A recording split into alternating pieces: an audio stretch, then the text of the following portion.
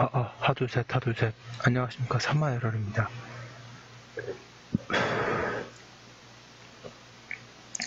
정재환 교수님저 제7판 신헌법 입문 813페이지에 제2절 권한쟁의 심판 보겠습니다. 삼마에럴 TV 7차 구독, 추천 부탁드리고 유튜브 구독을 권합니다. 로마자 1번의 권한쟁의 심판의 개념과 기능 및 종류. 권한쟁의 심판이란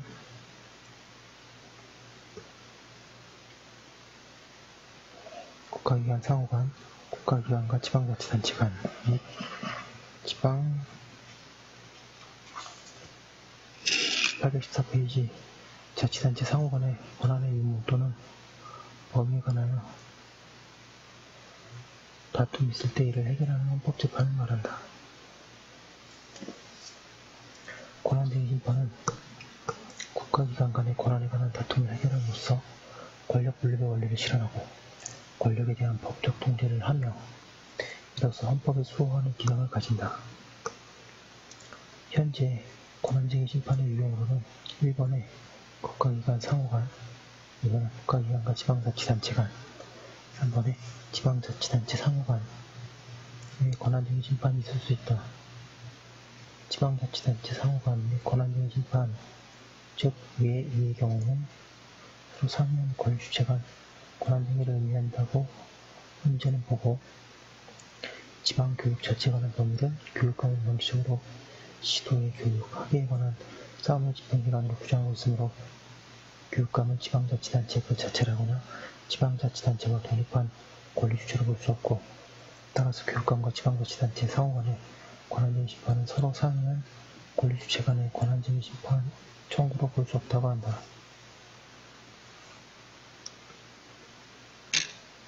로마자 2번의 권한쟁의 심판의 청구 요건. 1번의 당사자 능력. 당사자 능력이란 재판을 제기하거나 제기받을 지위에 있을 수 있는 일반적인 능력을 말한다.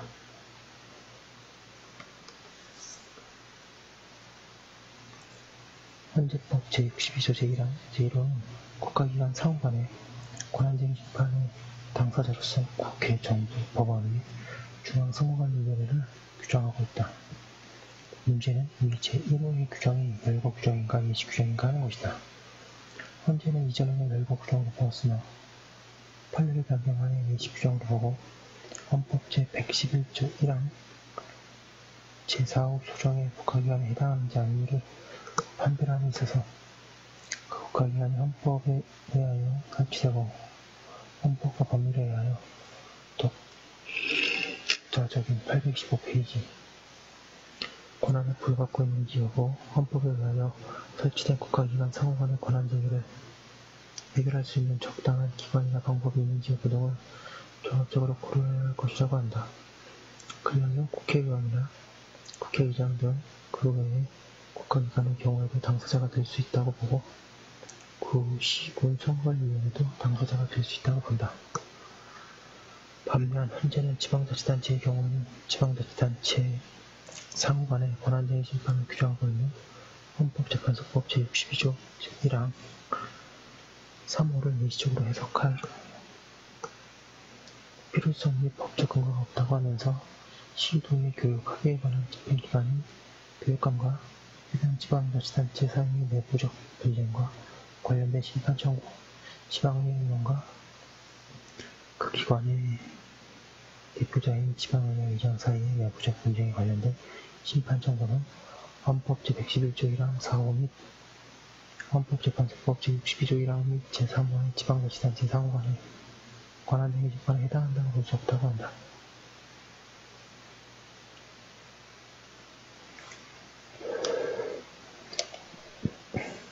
헌재는 국가인권위원회의 법률에 의하여 설치된 기관이어서 당사자 능력이 인정되지 아니한다고 한다. 그러나 국가인권위원회가 독립성을 가지는 점, 권한쟁의 심판에서는 법률상 권한 침해도 판단 대상이 된다는 점 등에서 이러한 판례를 받아들이기 어렵다. 한편 헌재는 권리주체가 아닌 제3자가 권리주체를 위하여 소송을 수행하는 소위 제3자 소송권당을 권한쟁의 심판에서는 이를 허용하는 현행 법률의 규정이 없다고 부정한다. 이러한 입장에서 헌재는 국회의원이 국회의 조약에 대한 체결, 비준 동의권의 침해를 주장하는 권한쟁의 심판을 청구할 수 없다고 하여 청구를 각하하였다. 입법권 행사에 관하여서도 마찬가지 판례이로다. 즉 국회의원이 국회의 입법권 침해를 이유로 권한쟁의 심판을 청구할 수 없다고 각하하자 각하한 동시에 판결도 있다. 국회 동의권은 결국 의원의 권한으로 행사된다는 점 등에서 이 판례에는 문제가 있다. 피청구인은 처분 또는 부작위를 통해 권한 침해의 법적 책임을 질 수 있는 지위에 있는 기관이 된다. 헌재는 법률의 재개정 행위를 다투는 권한쟁의 심판의 경우에는 국회가 피청구인 적격을 가진 경우 청구인들이 국회의장이 기재위원회에 대해서 제기한 이 사건 국회법 개정 행위에 대한 심판 청구는 피청구인 적격이 없는 데는 상대방한 청구로 부적법하다고 한다. 816페이지. 헌재는 당사자 적격이라는 말을 쓰는데 일반적으로 재판 절차상의 적격이란 자신의 권리의 침해가 해당 사안에 관련하여 발생할 수 있을 가능성을 의미한다면 뒤에서 보는 또 다른 요건이 권한 침해성과 구별이 어려워 당사자 적격의 문제를 별도로 볼 것인지 의문이 있고 만약 그렇다면 당사자 능력과의 구분이 앞으로 명확해져야 한다. 참고로 민사소송에서 당사자 능력과 당사자 적격을 아주 자세하게 배우거든요. 그때 보시면 되십니다. 이번에 피청구인의 처분 또는 부작위의 존재. 헌재법 제61조 1항은 피청구인의 처분 또는 부작위가 헌법 또는 법률에 불거든 청구인의 권한을 침해하였거나 침해할 현저한 위험이 있는 경우에만 권한쟁의 심판을 청구할 수 있다고 규정하고 있다. 여기서의 처분은 행정청의 행정행위로서의 처분보다 넓은 개념이다. 헌재도 권한쟁의 심판의 대상이 되는 처분은 입법 행위와 같이 법률의 제정 또는 개정과 관련된 권한의 전부 행사상의 다툼, 행정처분은 물론 행정입법과 같은 모든 행정작용 그리고 법원의 재판 및 사법행정 작용 등을 포함하는 넓은 의미의 공권력 처분을 의미하는 것으로 보아야 한다. 헌재는 국회의 법률 제정 개정 행위에 대해 처분성을 인정한 바 있다. 그런데 헌재는 여기서 처분이란 법적 중요성을 지닌 것에 한하는 것이며 청구인의 법적 지위에 구체적으로 영향을 미칠 가능성이 있는 행위만 한다고 한다.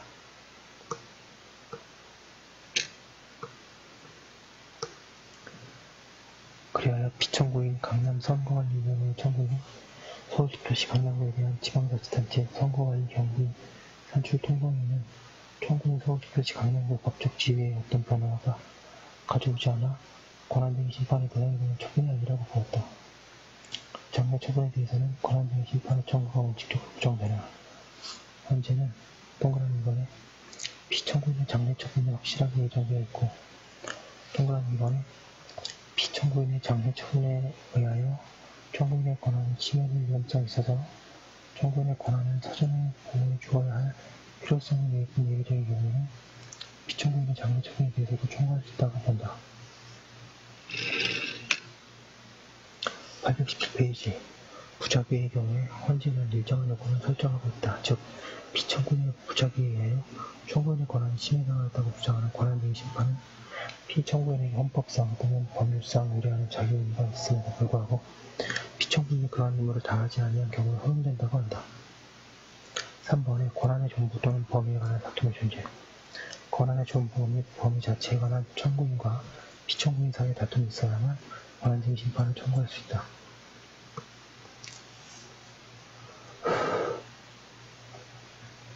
4번에 권한을 침해하였거나 침해할 현저한 위험이 있을 것. 피청구인의 처분 또는 부작위가 청구인의 권한을 침해하였거나 침해할 현저한 위험이 있는 경우에는 권한쟁의 심판을 청구할 수 있다는 것은 피청구인의 처분 또는 부작위로 인하여 침해되는 청구인의 권한이 법적으로 존재하는 것을 전제하여야 한다.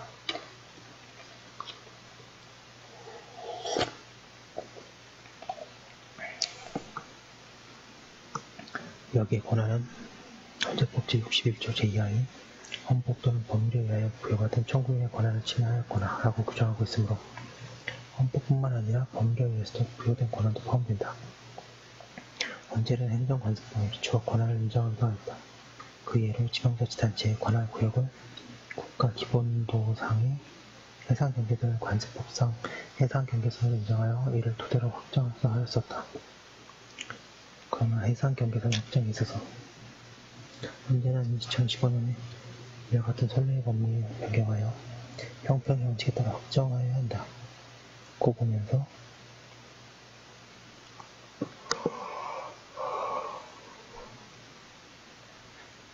등거리 중간선의 원칙, 관련 법령의 현황, 영역적인 상황, 행정관청 행사 내용, 사무처리 실상, 주민의 사회, 경제적 편익 등을 종합적으로 고려하고 합리적으로 공평하게 확정해야 한다고 판시하였다. 지방자치단체는 국가사무, 기관위에 관하여 청구할 수 없다. 기관위임사무는 지방자치단체가 아니라 지방자치단체의 장이라는 집행기관에 위임된 것이기 때문이다.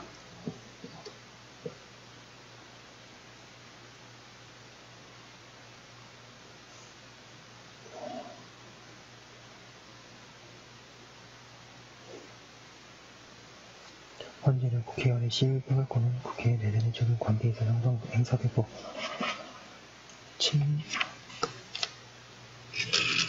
818페이지 해될 수 있을 뿐 다른 국가기관의 대외적인 관계에서 침해될 수 없는 것이므로 국회, 외부기관인 대통령이 국회의 동의 없이 조약을 체계 없이 진행했다고 하더라도 국회의원인 청구인들의 심의표결권이 침해될 가능성이 없다고 한다.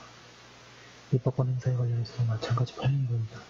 즉, 장관의 처분, 이 국회의 입법권을 침해하고 자신들의 심의표결권을 침해당했다고 주장하여 국회의원들의 권한 등 심판을 청구한 사건에서 침해 가능성을 부정하여 각하는 동시에 판례가 있다.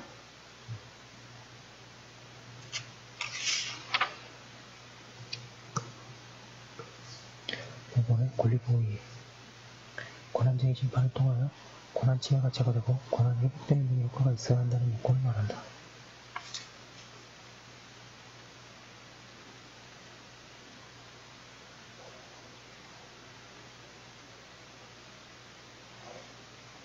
따라서 이 권한 침해 상태가 종료되어 피청구인의 권한 행사를 취소할 여지가 없어진 경우 중에는 설령 청구가 받아들여지는 경우 결정이더라도 권한 회복에 도움이 되지 아니하므로 권한보호 이익이 없다고 한다. 그러나 헌재는 그러한 경우에도 같은 유형의 침해 행위가 앞으로도 반복될 위험이 있고 헌법 질서의 수호 유지를 위하여 그에 대한 헌법적 해명이 기여한 사항에 대해서는 예외들과 심판 선고 이익을 인정한다.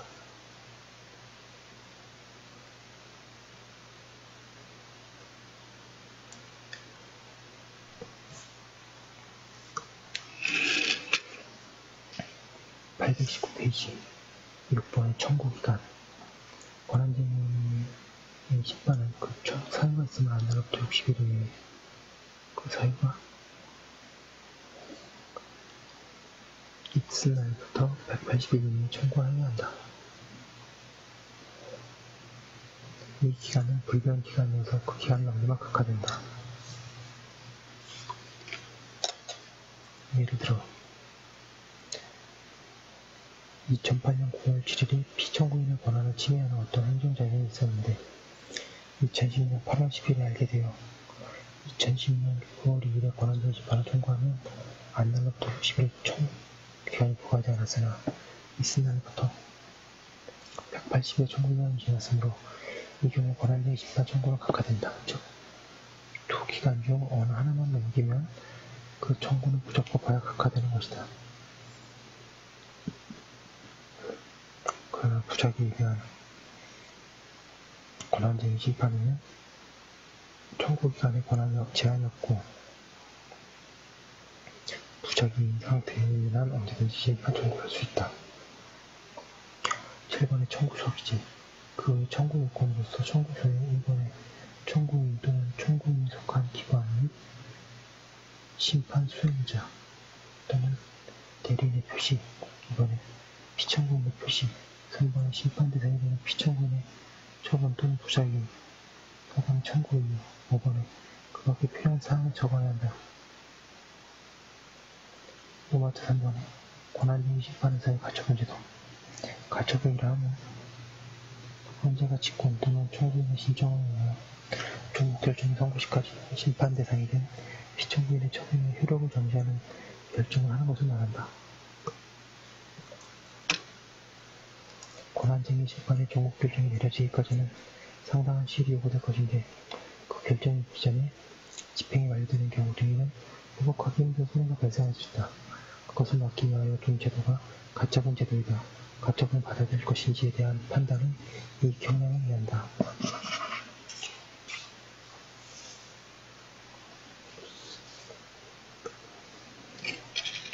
820페이지 로마트 4번 권한쟁의 심판의 결정 및 결정의 효력. 1번의 결정 정족수. 권한쟁의 심판에는 영국심리에 관여한 법관간 과반수 찬성으로 사건에 관한 결정을 한다. 따라서 청구를 받아들인 이유의 결정을 구명, 재판관 중 5명의 찬성에서 이루어질 수 있다. 이 점이 위헌 법률에서의 법률에 비한 위헌 결정의 경우와 다르다. 권한쟁의 특수성입니다. 이번에 결정 형식. 권한쟁의 심판은 다음과 같은 결정 형식이 있다. 각하 결정, 청구 요건을 결여한 경우를 의한다. 청구 취하, 사망, 신분 상실 등으로 인한 심판 절차 종료 전은 취하란 청구인이 스스로 청구를 포기하는 것을 말하고 취하가 있는 경우에는 피청구인의 동의가 있으면 더 이상 심판을 계속하지 않을 종료 선언을 한다. 심판 도중 청구인이 사망하는데 승계될 수 없는 경우에는 종료 선언을 한다. 국회의 신분으로 청구한 권한쟁의 심판이 그 심판 종료 중에 그 신분이 상실되어 심판 절차가 종료된 일도 있다. 본안 결정. 청구 요건을 모두 갖춘 사건은 헌법 또는 법률에 의하여 부여받은 청구인의 권한을 실제로 침해했는지 등의 여부에 관한 판단이 본안 판단에 들어가서 본안 결정을 하게 된다. 본안 결정에는 임용 결정, 기각 결정이 있다. 임용 결정. 임용 결정에는 다음과 같은 결정들이 있다. 1번에 권한존부 범위 확인 결정. 권리 침해 인정 결정. 헌재는 먼저 청구인에게 그 권한을 전제하고 그 권한의 범위가 어떠한지를 밝히고 그러한 권한을 피청구인의 처분이나 부작위에 침해하였거나 침해할 현저한 이유가 있으면 이상한 결정을 한다. 이번에 무효 확인 결정, 취소 결정, 이 침해 인정에서 나아가 침해를 가져온 처분을 821페이지 무효를 확인하거나 취소하는 결정을 한다. 동그란 3번 위헌 확인 결정, 위법 확인 결정 이는 부작위나 처벌 집행이 종료된 경우에 아무런 행위가 없어 취소하거나 무효로 확인될 대상이 없으므로 위헌 또는 위법이라고 확인하는 결정이다. 위법 확인 결정이란 법률상 부연된 권한 침해에도 권한쟁의 심판을 청구할 수 있으므로 부작위로 법률상의 권한이 침해된 경우에는 위헌이 아니라 위법이라고 확인하여 내려가게 되는 결정이다. 3번의 결정의 효력. 1번의 기성력. 헌재법 제67조 1항은 헌법재판소의 권한쟁의 심판의 결정을 모든 국가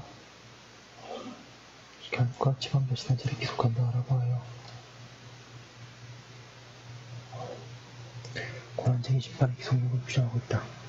동조 동항은 그냥 결정이라고만 명시하고 있으므로 권한쟁의 심판에 있어서는 위헌 결정만이 아니라 기각 결정 등 다른 모든 결정의 기속력을 가진다.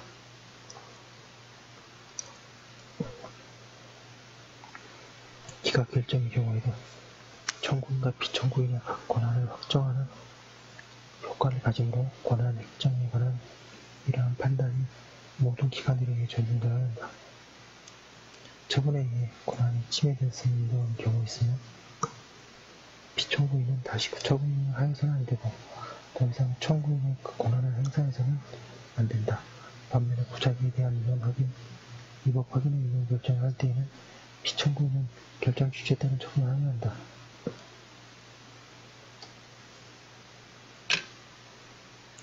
양감 2번 취소 결정에서의 소급표 배제. 헌재법 제67조의 국가기관 또는 지방자치단체의 처분을 취소하는 결정은 그 처분이 상대방에 대하여 이미 생긴 효력에 영향을 미치지 아니한다고 주장하고 있다. 이는 물론 법적 안정성 그리고 처분은 상대방의 권익을 보호하기 위한 것이다. 그러나 처분 상대방이 아닌 다른 제3자에게는 불이익이 되는 처분의 경우 그 제3자의 보호가 미친다. 상대방의 이익과 제3자의 이익 간의 협력이 필요한 것이다. 이 소급표 배제는 취소 결정에만 적용되고 무효 확인 결정에는 적용되지 않는다. 820페이지. 지금 너무 빨리 한 감이 없지 않은데요. 권한쟁의 심판 중요합니다. 잠깐 쉬었다가 다음 거 하도록 하겠습니다.